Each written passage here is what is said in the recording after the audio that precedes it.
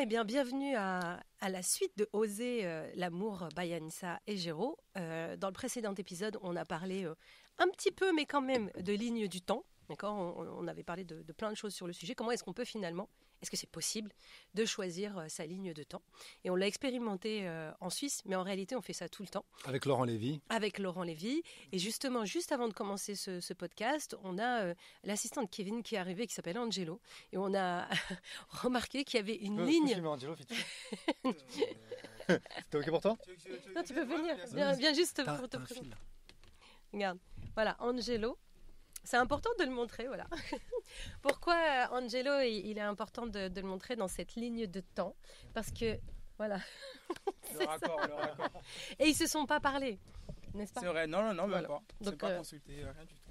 Merci Angelo, voilà, tu feras partie du podcast. Pourquoi est-ce que c'est important de vous montrer ça? Parce que dans une autre ligne de temps, parce qu'Angelo était venu il y a quelques mois maintenant. C'est un bout de temps qu'il était venu. Que tu n'étais pas venu. Je crois. Un an, voilà. Ouais. Et il y a un an, il n'avait pas du tout ce style-là. C'est ça qui est intéressant. Géraud non plus, même si tu étais déjà intéressé par tout ce qui est gentleman. Je l'avais autrefois et je suis vraiment revenu il y a un an à peu près. Mais ça, voilà, exactement. Un peu moins d'un an. Et donc, quand Angelo est arrivé habillé comme ça, je l'ai regardé à un moment donné, puis je dit, mais en fait, vous êtes raccord.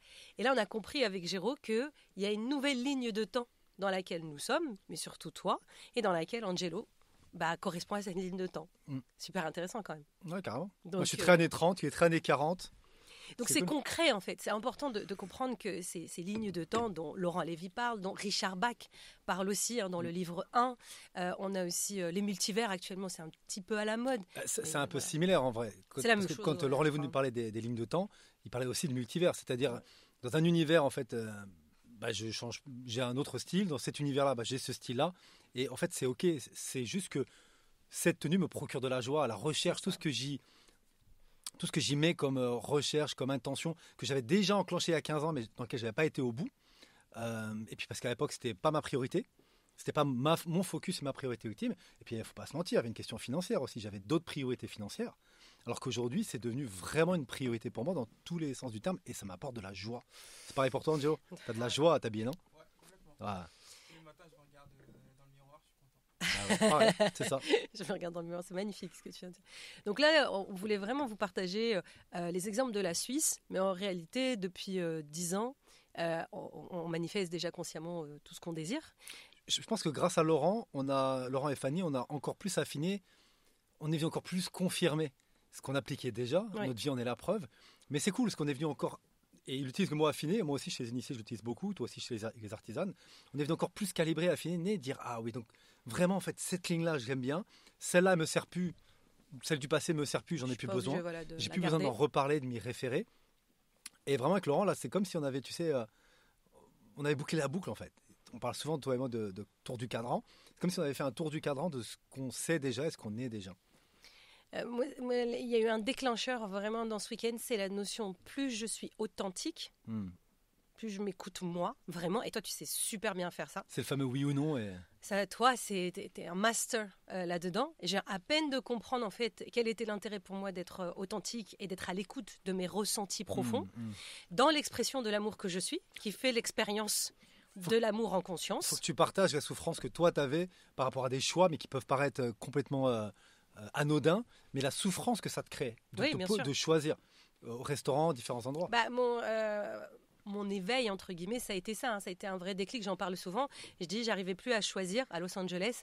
Ça va, c'était pas mal ça. J'arrivais plus à choisir salade au poulet ou au thon. Mais vraiment, genre, j'avais la goutte de sueur. Hein. Mais moi, ces dernières années, moi-même, je t'ai vu plein de fois où tu me disais dans les vestiges, choisis pour moi. Et en même temps, si ça vient et que t'aimes pas, il y a eu déjà des petits râlages. C'était même pas c'était pire. C'était vraiment des notions de désespoir profond. Et je ne comprenais pas d'où ça venait. Maintenant, on sait que ça appartient à certaines lignes de temps. Maintenant, ce qui est intéressant, c'est que toi, tu pratiquais directement le raccourci, parce qu'en réalité, on fait tous ça. Tous dans notre vie, on est des manifesteurs. Tous, on est des créateurs. Des choisissants, comme dit Laurent Lévy. Par contre, là, ce qu'on est en train d'expérimenter, que je trouve incroyable, c'est de le faire en conscience. Parce que c'est très bien de vivre la joie dans une situation qui me fait souffrir par loyauté envers mon transgénérationnel, etc. Dans le process d'aller découvrir, me libérer, guérir, tout ça et tout. Chouette. Ça m'intéresse plus. Je veux pas guérir. Je veux pas guérir tout simplement parce que je suis pas malade. Il y a ça. Tu peux le répéter, s'il te plaît, ça.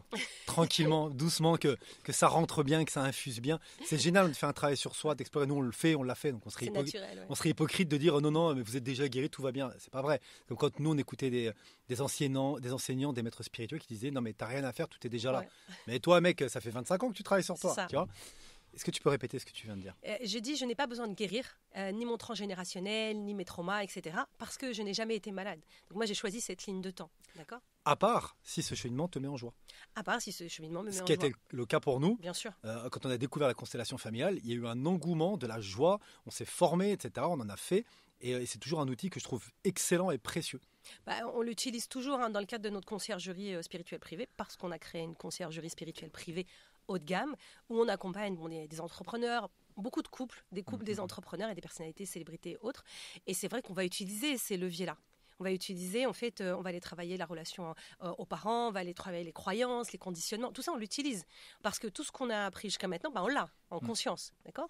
Maintenant, une fois qu'on a, j'ai envie de dire, expérimenté tout ça, on peut aller au raccourci en fonction. Nous, c'est un raccourci pour nous, mais effectivement, il y a d'autres personnes qui continueront à expérimenter le process et c'est OK. Oui, mais là, c'est au risque de tomber dans la case du chercheur. C'est pas grave. Et le chercheur, lui, sa joie, c'est de chercher. Donc, en général, un chercheur ne trouve pas, puisque lui, ce qu'il veut, c'est chercher. Exactement. Donc, et durant ce week-end, ce qui a été intéressant, c'est de mettre en lumière, en fait, cette joie. La joie, aussi la notion de plaisir. Toi et moi, on est beaucoup allé dans ça, dans le plaisir, mais surtout dans l'authenticité d'être moi-même. Alors moi, je suis quand même d'origine algérienne. Être soi, authentique. C'est pas une ligne de temps que je connais bien. Ça passe pas trop. Celle-là, c'est pas parce que on fait partie de communautés claniques, tu vois. Ça se fait pas, le regard des autres, le poids culturel, l'archima, c'est la honte. Au Japon, c'est pareil, c'est hazu. Au Japon, c'est la honte. Hazu, la honte. Donc il y a vraiment cette notion du regard de l'autre et de la honte qui est une prison sans nom et qui fait souffrir. Bien sûr. Et que je garde finalement, que je gardais parce que c'est des loyautés, parce que c'est ce qu'on m'a dit, voilà, etc. Et là, je découvre, durant ce week-end, parce que c'est vraiment ce déclic-là, que je peux être à l'écoute. Ça, je veux pas. Ça me fait plaisir. Ça me fait pas plaisir. Et du coup, c'est très rapide. Et encore une fois, la notion, et ça c'est hyper important ce qu'avait ajouté Laurent, et je suis complètement d'accord, c'est ce qu'on pratique, c'est pas contre l'autre, mais tu fais ça pour toi. Oui, tu fais pas ça contre le serveur, contre la personne en face de toi. De toute façon, tu peux pas faire ça. Non. Comme disait aussi Wendayer, il y a ce que je dis, il y a comment c'est entendu et perçu par l'autre. Ça, c'est sa propre responsabilité de décider comment il va réagir. Par l'énervement, la colère, le silence, la honte, l'humiliation, c'est ses blessures et son choix. Maintenant, ce qui est passionnant, c'est que quand je me positionne, quand je dis oui, quand je dis non, en plus, et c'est ce que tu fais et c'est ce que je fais aussi, c'est qu'on propose à l'autre de se positionner aussi. Maintenant, est-ce qu'il va le faire, est-ce qu'il ne va pas le faire? Ça, limite, je m'en fous. C'est son choix. C'est son choix. Donc, on a été en week-end en Suisse, donc à Palace Villars. On fait ce séminaire, on apprend ça et on passe la nuit. Et puis, à un moment donné, on ne voulait pas rentrer à Paris. On s'est dit, tiens, on va se faire une nuit supplémentaire. On avait pris un billet ouvert. On ne savait pas trop où. Ouais. Voilà, on ne savait pas trop où. Puis finalement, tu proposes Genève. Tu dis, on va aller à Genève. D'accord. En tant que fumeur de cigares, Genève. Donc, Genève, moi je connais pas, donc je me suis dit on y va. Et puis on aime bien se laisser porter. Et j'adore parce que Géraud, il est vraiment dans cette dynamique de proposition, on va vivre ça, on teste, on voit ce qu'il en est. On va à Genève et Géraud a très envie de tester un palace qui est au bord de l'eau, au bord du lac Léman. Ouais. Voilà. Et on regarde sur Internet. Il voit donc un fumoir qui lui plaît beaucoup. Dont on m'avait parlé, voilà. Qui est reconnu, qui a un système d'aération extraordinaire pour les fumeurs de cigares. Bref, c'était vraiment l'endroit. Le rêve pour Géraud. Le rêve que voilà, je voulais aller dans cet endroit. Je reconnais, on a déjà parlé, style un peu à l'ancienne, vintage. Bon, voilà, tu connais. On rentre dans la chambre, je commence à installer mon setup pour le meeting. Et là, je m'assois sur la chaise. Et là, je regarde Géraud, il me dit ça va. Je dis bah non, en fait, j'aime pas du tout. J'aime pas. Il me dit bah moi non plus. Ok. Donc là, on voit avec le staff, on leur demande, on dit franchement, vous êtes adorables. Juste, est-ce que c'est possible d'annuler? En fait, on va pas utiliser la chambre et tout, on sera pas bien. Mais c'est pas vous, c'est nous, d'accord? C'est juste ça nous correspond pas. Ouais, puis le staff était adorable. Le jeune homme qui est avec nous, il est adorable. Voilà. Il dit ouais, les goûts, les couleurs, c'est comme ça, il y a pas de problème. Je vais me renseigner. Et un de ses collègues vient nous voir pour nous dire écoutez, on peut vous faire visiter d'autres chambres. Donc on avait 10 minutes avant que tu fasses ton rendez-vous. Mon meeting. On va visiter les autres chambres. Avec, ça ne plaît toujours pas. Géraud, toi tu descends au fumoir. Voilà, ils nous disent bon écoutez, on va voir ce qu'on peut faire. En attendant, ils sont adorables. Ils disent à Anissa écoutez, Anissa dit ouais, je vais vous rendre la chambre, comme ça vous pouvez la remettre sur le marché. ils lui disent non, c'est bon, vous pouvez rester là. Donc déjà, un point en moins, elle est tranquille dans la chambre, elle peut faire son live. Et moi, je leur dis, non, mais moi, je vais aller au fumoir, je vais me faire un cigare, je me prends un cappuccino, je fais un live et on voit comment ça se déroule. Mais de toute façon, on reste pas. Ça, pour moi, dans ma tête, c'est ancré. Et en plus, c'est à ce moment-là que je réserve ou après? Le staff s'en va, Géraud est là, et puis il me dit, je lui dis, il m'a dit, tu me dis, je vais trouver autre chose. Et donc tu commences à chercher et tout, et puis moi je te fais la réflexion, je te dis, mais attends qu'ils nous remboursent. Tu vas pas réserver une chambre alors que ils vont nous rembourser. Et toi tu me dis, ah non, moi je sais déjà que je reste pas. Et si je pars du principe que je dois attendre pour, non, je suis pas alignée. Donc moi, je réserve. Et puis parce que j'ai la certitude, et ça, c'est ta force, hein, tu as la certitude qu'on sera remboursé. Et de toute façon, on sera pas là ce soir. C'est ça. C'est un des piliers. C'est ce que tu partages aussi beaucoup. C'est ce qu'on partage beaucoup dans les artisanes et les initiés. C'est la foi absolue, c'est l'assomption. C'est moi, j'ascensionne dans le sens où j'ouvre même pas la porte à je suis obligé de rester alors que j'ai pas envie. Surtout pour la question d'argent, quoi. Et surtout, chose importante, j'accepte de ne pas être remboursé, j'accepte qu'il y ait des pénalités, c'est le jeu ma pauvre Lucette, mais je pars du principe que tout va bien se passer, qu'ils vont nous rembourser, parce qu'en vrai, la chambre, elle est louable, ils vont pouvoir la louer, et puis je ne pense pas qu'il y ait de préjudice, mais j'accepte tout en fait. Je ne cherche pas à créer une esclandre, ou à manipuler, ou à faire du chantage affectif, ou à tomber dans des bassesses comme ça. Ça, c'est pas mon style, je ne supporte pas ça. Je leur dis clairement, dans mon énergie, je suis prêt à payer plein pot, je suis prêt à payer une pénale, 15%, whatever. En attendant, je vais fumer mon cigare, je fais le live, je me prends un cappuccino, ma femme elle est au calme, elle fait son live, son rendez-vous, et on voit ce qui se passe.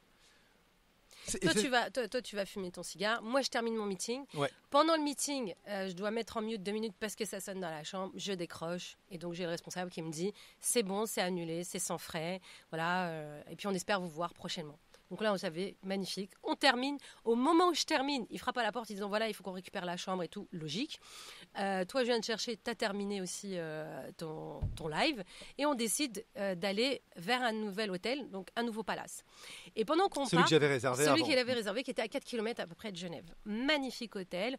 Et sur le chemin, quand même, j'ai un espèce de petit regret. Quand même, il y a une petite voix qui vient me voir comme ça. Et je vois plein d'autres hôtels juste à côté. Et je me dis, mais pourquoi on n'a pas pris juste un hôtel à côté? Et puis on passe devant le port. Et je me suis dit, ah là là, les bateaux. Et je regarde, j'ai des pensées qui viennent. Puis je fais, non, c'est bon. Et donc on est sur le chemin et je regarde la fiche technique de l'hôtel. Et Jérôme, il m'avait dit avant, il m'avait dit avec ou sans piscine. Après, je lui ai dit, ouais, moi je m'en fiche de la piscine. Et puis lui, il m'a dit, non, je veux de l'eau. Piscine, fumoir. Ouais, il m'a dit, je veux piscine, fumoir, je veux pas faire de concessions là-dessus. Et ça, c'est son grand talent. Et donc sur le chemin, je vois quoi? Donc l'affiche, je vois que ça a l'air très beau. Et je vois les bateaux vénitiens. Comment ça s'appelle? Un Riva. Un Riva. Et j'ai toujours rêvé de faire des bateaux comme ça. Il y en a sur la Seine. C'est des bateaux italiens des années 50. C'est James Bond, non? Oui, entre autres. Ils ont été utilisés dans plein de films. Souvent, c'est des bateaux fluviaux, mais dans la mer, mais tout en bois verni, là, qui est magnifique. C'est des Ferrari de l'eau, quoi. Et là, je le vois, et puis je vois qu'il est dans la fiche technique, et je le vois, c'est tout. Je me dis, c'est super beau, et puis ça s'arrête là. Et on arrive à l'hôtel, le palace. Un accueil magnifique. Ils nous font visiter les chambres. Enfin, c'est sublime. Un détail va retenir mon attention. C'est juste un tout petit truc, c'est que dans le palace où on était, ils avaient juste un endroit où il y avait un petit carré en fait de moquette type léopard. Voilà, un espace comme ça. Et quand on arrive dans le nouveau palace... Ils n'avaient pas qu'un carré.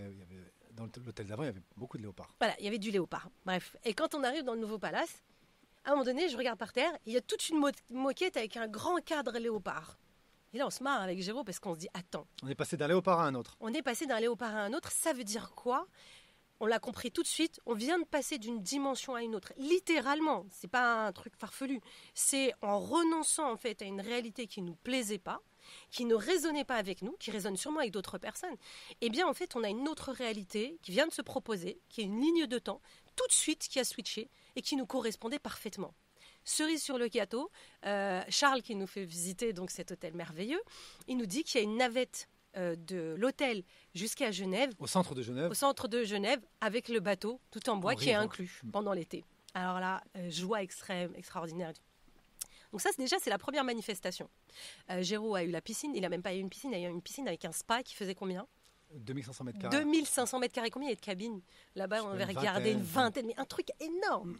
Donc, on a compris qu'en se positionnant vraiment sur ce qui est juste pour nous, qui est juste pour moi, ce ne serait pas juste peut-être pour d'autres personnes, qui me fait vraiment plaisir. Il n'y a pas de notion de bien, pas bien, etc. Non. D'autres auraient certainement adoré le premier hôtel, peu importe. Il y avait du charme pour eux. C'est juste, nous, là, ça ne résonnait pas. Et on aurait pu être... ça nous arrive régulièrement. C'est comme certains superbes restaurants, on rentre, ça ne va pas le faire. Pour X raisons, on n'est pas à notre place et on s'en va. Et là, c'était intéressant pour nous de vivre l'expérience. Et on va vivre une autre expérience dans l'expérience. On arrive dans la chambre qui est magnifique et on va vivre l'expérience du cake au citron. Ah, ça, j'adore cette histoire. On arrive, donc il y a plein de petites attentions du palace, etc., dont un cake au citron au yuzu. Et là, le réflexe que j'ai, moi, je me dis, cake au citron. Mon père adore les cakes au citron. C'est un truc qu'on aime bien partager, lui et moi. Je dis, je vais ramener le cake à mon père. Et Géraud, il me regarde et il me dit, non, moi j'ai envie de le manger maintenant. Si tu veux, achète un cake à ton père, mais là je veux manger du cake, quoi. Et je comprends que ça vient quand même d'un endroit où c'est pas aligné. Donc je me dis, mais t'as raison, je vais acheter un cake. Attends, tu peux faire un point en quoi c'est pas aligné? Parle-nous de cet endroit. C'est pas aligné parce qu'en réalité, c'est pas que je me prive, mais quand même, il y a peut-être un endroit où je vais ramener le cake à mon père. Et je vais me priver quand même. Je vais me sacrifier de ne pas le manger maintenant, mais je le ramène à mon père comme un cadeau. Tu vois, j'ai un petit sacrifice. Et puis c'est un réflexe qui vient du manque quand même. Oui, bien sûr. C'est-à-dire, au lieu de se dire, ouais, génial, bah attends, on va le goûter, puis on en achètera à mon père, c'est, je vais le ramener. En plus, se prendre la tête à le ramener. Bah non, tu vois, on peut se le faire dans une belle boîte, on peut ramener, enfin, tout est possible. Et donc, il me dit ça, et je lui dis, bah oui, t'as raison. Il me dit, moi, j'ai envie de le goûter maintenant. Et je dis, bah oui. Là, j'ai le réflexe de me dire, mais ça fait appel à une ligne de temps du manque. Donc on corrige ça tout de suite ensemble parce qu'on le fait beaucoup en couple et c'est là-dessus qu'on accompagne aussi dans la conciergerie. Et on goûte le cake et c'est vrai qu'il était magnifique. Et Géraud, il goûte juste un petit bout. Au début, il goûte juste un tout chez vous. Il dit, moi je m'en fous, même si j'en goûte un petit bout, j'irai quand même en acheter un autre. Et c'est ça qui fait qu'il est dans une ligne de temps où il n'y a pas ce manque-là, tu vois. Et donc je mange avec lui, le gâteau est super bon, tout ça. On va se faire une piscine, on va à la piscine, ça et tout, et on revient dans la chambre. Je me prépare pour partir à Genève. Et là, en fait, il y a quelqu'un qui frappe à la porte. Jérôme, il ouvre. Et service d'étage, j'entends qu'il parle avec. Il dit, merci beaucoup, tout ça et tout. Et là, il vient me voir dans la salle de bain et puis il me dit, Anissa. Et il y avait un cake au citron. Il y a un deuxième cake au citron qui est arrivé sans qu'on ait rien demandé, qui est arrivé. Et pour moi, ça a été... Il me dit, c'est bon, t'as compris maintenant? Et je dis, ouais, c'est bon, j'ai compris. Parce que des choses comme ça, on en a vécu plein de fois ces 10 dernières années. Des manifestations, des synchronicités, et c'est notre vie au quotidien. Mais là, en fait, il y avait une accélération visible, palpable, immédiatement, en fait, par rapport à ce qu'on vivait. Il y a le rival, il y a le bateau, après il y a le cake, ça allait crescendo, quoi. Il y a eu aussi les places de train, parce qu'à un moment donné, Géraud prend des places pour qu'on rentre à Paris, et on était persuadés qu'on avait pris des premières classes, parce que maintenant, je dis, non, je veux première classe. Je veux que des premières classes. Et j'arrive, il me dit deuxième classe, et je suis en mode, what? J'étais en mode, what? Après, je lui dis, c'est pas grave. On va voir quelqu'un sur la gare. Non, je t'ai dit, c'est pas grave, on va voir quelqu'un sur la gare et on va demander s'il y a des places en première, on les prend, on paie la différence. Donc on va voir, et puis c'est vrai qu'à Paris, c'est pas toujours évident d'avoir ça, mais en Suisse, on va voir personnel de gare et il dit, attendez, je regarde s'il y a de la place. Il regarde, il y a de la place. Et il dit, donc on a pu se rendre directement dans la première classe, il y a sa collègue qui vient, et en plus elle dit, ah oui, en plus c'était en promo, elle dit parfois ça vaut même pas le coup d'aller en deuxième classe, il dit parfois c'est plus avantageux d'aller en première classe. Donc là, il y avait un enchaînement de ça, et j'avais besoin de comprendre qu'est-ce qui fait que durant ce week-end, j'ai pu vivre autant de manifestations, qui n'est pas l'objectif, encore une fois. L'objectif, et c'est ça que je cherchais, c'est qu'est-ce qui fait qu'on a autant de choses comme ça qui se manifestent. Eh bien, j'ai compris que, comme j'étais dans une joie intense, que j'étais connectée à mes ressentis, et ça, il y a eu tout un travail, je suis d'accord avec toi, avant. Il y avait tout l'effet aussi de joie qu'on a vécu avec le séminaire avec Laurent et Fanny. Absolument. Avec Laurent Lévy. On nageait vraiment là-dedans, tu vois. Des vibrations très hautes. Exactement. En permanence. Et comme j'étais en interrogation permanente de est-ce que c'est ce que je veux vraiment? Cette phrase de est-ce que c'est ce que je veux vraiment? D'ailleurs, on a beaucoup rigolé là-dessus. C'est la chose la plus difficile actuellement. C'est qu'est-ce que je veux vraiment? Les 3/4 des gens, ils disent ouais, je suis perdu, je sais pas où j'en suis, etc. Parce qu'ils savent plus ce qu'ils veulent vraiment. Et quand tu leur poses la question, tu dis qu'est-ce que tu veux vraiment? Tu dis ouais, j'ai plus d'argent dans mon business, j'y arrive plus, j'ai plus de clients et tout. Mais qu'est-ce que tu veux? Ah ben en ce moment, j'ai juste envie de lire. Lis, bordel. Et voilà pourquoi tes clients s'en vont. Voilà pourquoi il y a moins de charges et moins de travail. Parce qu'en fait, ce que tu veux là en ce moment, c'est te reposer, c'est lire, etc. Et c'est en lisant à ce moment-là, parce que les gens vont pas comprendre. Qu'est-ce qu'il faut? Oui, mais t'es bien mignonne, toi. Pendant que je suis en train de lire, j'ai pas de clients qui viennent. C'est faux. Et toi et moi, on l'a tellement vécu. C'est les fameuses épiphanies en prenant la douche. Quand je passe un moment, je me rappelle une fois où je passais un moment extraordinaire avec mon fils. Et c'est là où en fait les clients rentraient alors que j'étais juste en train de manger des knackis, des saucisses de poulet avec mon fils en train de manger des chips devant un film et j'étais en mode est-ce que je suis un bon père. Après j'ai dit non, bien sûr, je passe un moment avec mon fils. Et au moment où j'échange avec lui, on a des clients qui signent, ça rentre quoi. Oui, parce que toi et moi, on avait ce truc-là du travailler dur. Ouais. Il fallait absolument qu'on valorise ce travail-là. Toi, c'est le travailler dur et moi, c'était la légitimité du process. C'est ça, exactement. Moi, je suis pas dans le travailler dur. Par contre, il faut la légitimité du process. Donc, je fais ce qui doit être fait quand ça doit être fait. Et vous voyez, j'ai droit à ma place, quoi. Et valider ma place. Et d'ailleurs, on retrouve ça chez les entrepreneurs, on retrouve ça dans les couples. Les couples qu'on accompagne, à un moment donné, ils disent oui, mais on s'est perdu, on sait plus trop où on en est, il y a une crise, etc. Et on leur dit, mais qu'est-ce que tu veux? Et tu vas en entendre un des deux qui va faire, moi en ce moment j'ai envie juste de me reposer.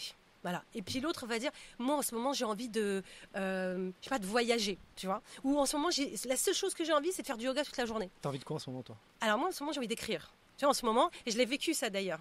La semaine dernière, j'avais plein d'administratifs à faire. On rentrait de Suisse, il y avait le ménage à faire, il y avait la paperasse un peu partout. Et je me suis sentie diminuer au niveau de ma joie. Tu vois, vraiment. Et là, j'étais en mode, il faut que je le fasse. Et ce truc qui était lourd.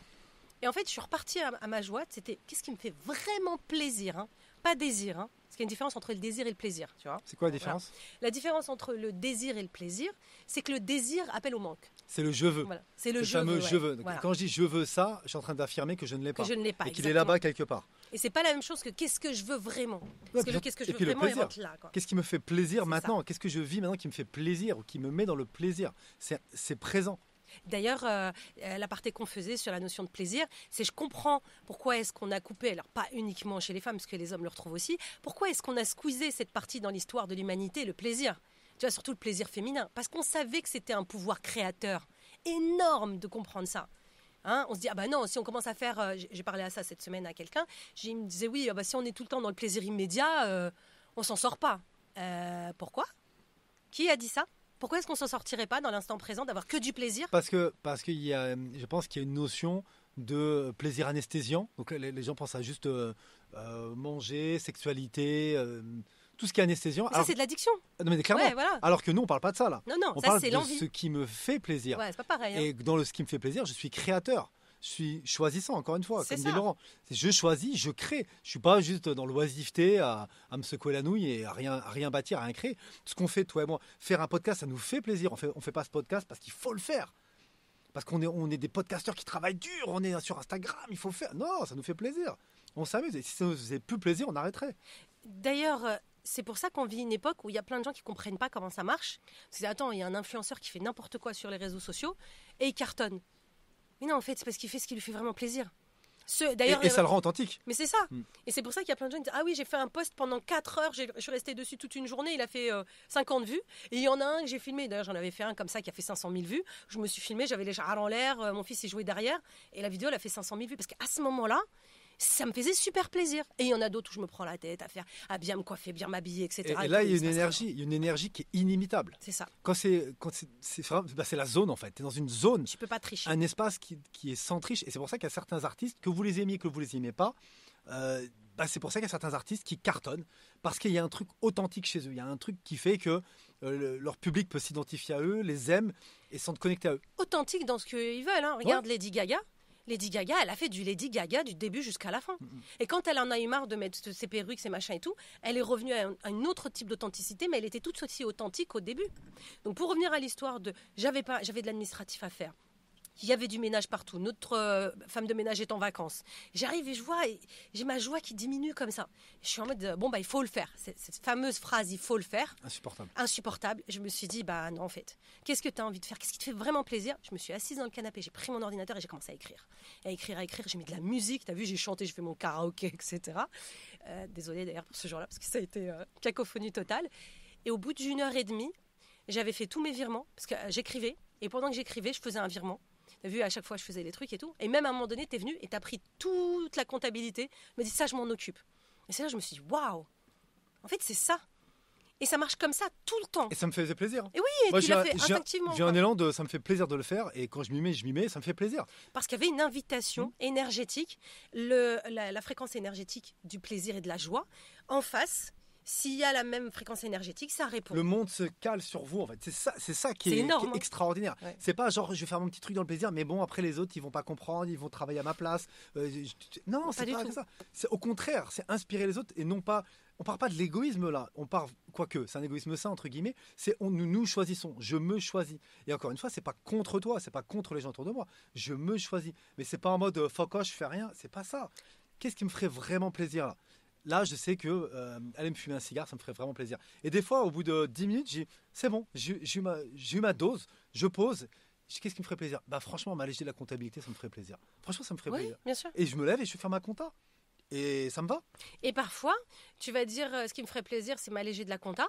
Puis tu vas recevoir un appel de ton comptable qui dit attends, tout ça là, tu me le déposes et tu le gères pas. Ou notre assistante qui va dire ok, je le prends et je le gère pour toi. Et c'est ça Vraiment. la magie et les miracles. Mais c'est ça. C'est ça en fait. Et en fait, on le vit tous. Hein. Mm.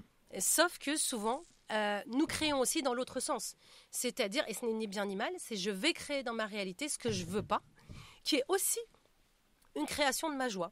C'est-à-dire que si à un moment donné, je dis oh là là, mais il faut absolument que je le fasse. Par exemple, si j'avais dans une autre ligne de temps, cette Anissa, en fait, qui va se forcer à aller faire le ménage, qui va se forcer en fait à faire sa comptabilité, mais elle n'a pas envie, eh bien, je vais attirer une vibration de j'ai pas envie, et je vais recevoir dans ma réalité des j'ai pas envie supplémentaires.